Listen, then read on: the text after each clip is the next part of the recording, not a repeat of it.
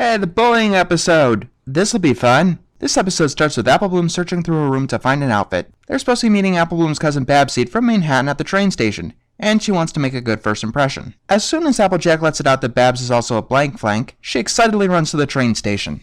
You know, your cousin is supposed to sleep in here! Okay, that was funny. But, unfortunately, that's probably the highlight of the comedy in this episode.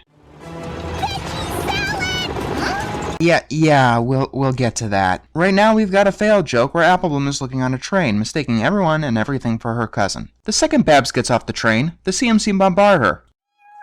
Thanks, I'm happy to— This is gonna be the best week of your life! Sure hope it's gonna Seriously. Okay, there's something about Babs that we really have to talk about, and you've probably already noticed it by now. Why does she have a rack of meat on her head? Ha! Now you can't unsee it either. The CMC show Babs their clubhouse and reveal that they're blank flanks. This makes Babs seem very self-conscious. They try to make her feel welcome, but they don't seem to make much of an impact. So the CMC show her their float for the summer harvest parade. A giant pumpkin. That's an odd choice for the Apple family. And then Diamond Tiara and Silver Spoon enter the barn with no explanation in an attempt to make this episode intolerable. But strangely, it seems that they're not good at bullying in this episode.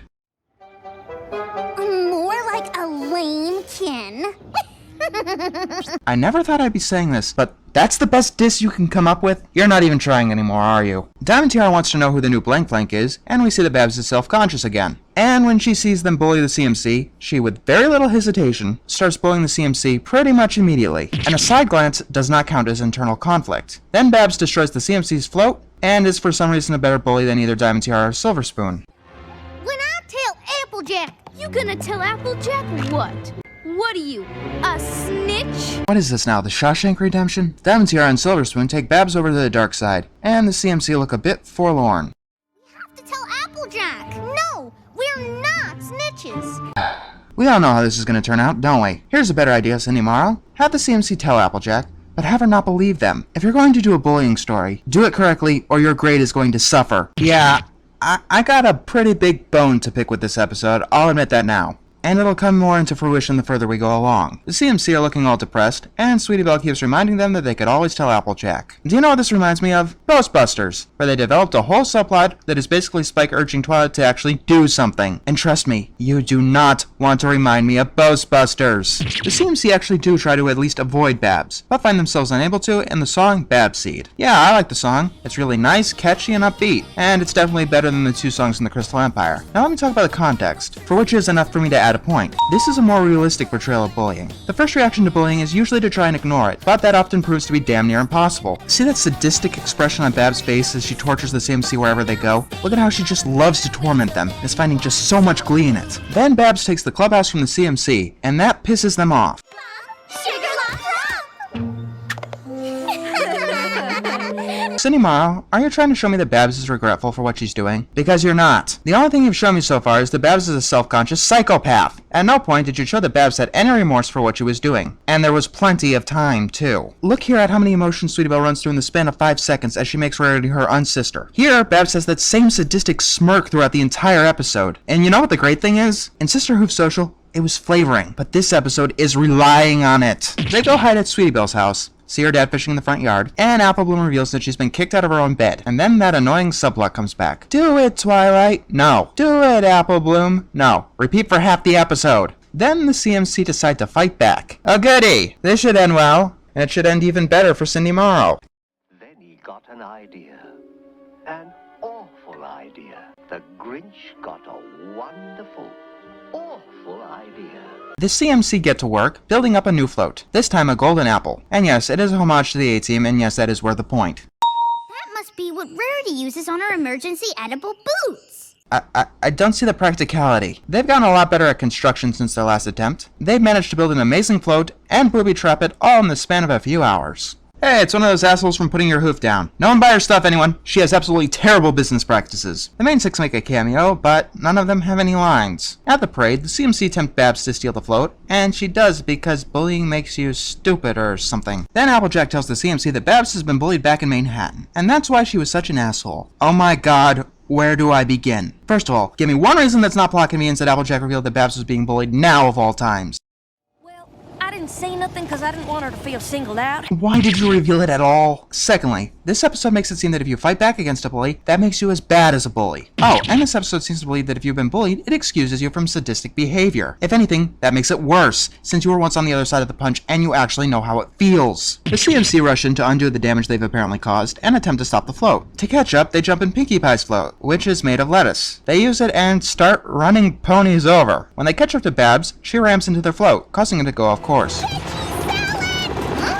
That was unfunny, like bizarrely unfunny. And then the float crashes, so they hoof it to catch up to Babs. The trap goes off and the float plunges off of a cliff. The CMC toss Babs out and get thrown into the mud instead of her. Were you guys trying to embarrass Babs, or were you trying to drown her? We will get our cutie marks and stupidest ideas of all time. Hey, you've got a shot. Sweetwell is actually getting pretty close. Babs is surprised that the CMC saved her, and then they admit that they booby-trapped the float. They think that they were being bullies for defending themselves, and that is a god-awful moral. Oh, why does life have to be so ironic? Here's a tip of you fiction writers for any caliber. Never, ever, ever, ever, ever use the word ironic, because if you get the meaning wrong, you make yourself look like a moron. And you will get it wrong because that word means absolutely nothing now. You know, this all could have been avoided if y'all just came to me in the very beginning. Ahem. I have never seen a moral on this show so poorly mishandled. But a real hero doesn't brag. There are wonderful things in this world you just can't explain, but that doesn't necessarily make them any less true. It just means you have to choose to believe in them. Let me rephrase that. I have never seen a moral on this show so poorly mishandled. Period. Pinky Keen was poor wording. Mare-do-well was poor execution. This one is almost blatantly wrong. In layman's terms, the moral is if you're being bullied, you should just go to an adult and they'll make everything okay. Even though the adult in this situation, Applejack, did absolutely nothing throughout the whole episode. You know, like when she probably saw Apple Bloom sleeping on the floor. I wonder how insulting this moral is to the victims of bullying whose adults in their life could not or would not do jack shit to stop their bullying problem. And yes, it happens, more often than you think, and more often than episodes like this would have you believe. Here's an example from the show. Applejack, what are you going to do about Diamond Tiara, who has been bullying Apple Bloom for what? Roughly 2 years now? Oh wait, you can't do anything because her father is your best customer. And if you told him that his daughter was, well, Diamond Tiara, then he just might take his business elsewhere. And then Apple Bloom will not only have a bullying problem, she'll be homeless as well. Or how about this? What if the CMC told Applejack at the beginning that Babs was bullying them, but Applejack couldn't believe that a victim of bullying would become a bully so quickly? Cause I definitely can't. As soon as Babs found this out, she would probably beat the shit out of the CMC. So what's the one-size-fits-all solution? There is none. No two bullying situations are the same, and pretending that there's one answer that could solve it all really pisses me off. People, children and teens, have been driven to suicide because the adults in their life would not or could not do anything about bullying. And suggesting that taking a stand against your bully makes you a bully as well makes this awful moral even more difficult to stomach. Yes, telling an adult is the first thing you should do, but that's never where it ends. Ever. Even if the adult does manage to stop the bullying problem, the rest of your peers are going to have a different opinion of you. And Babs joins the CMC.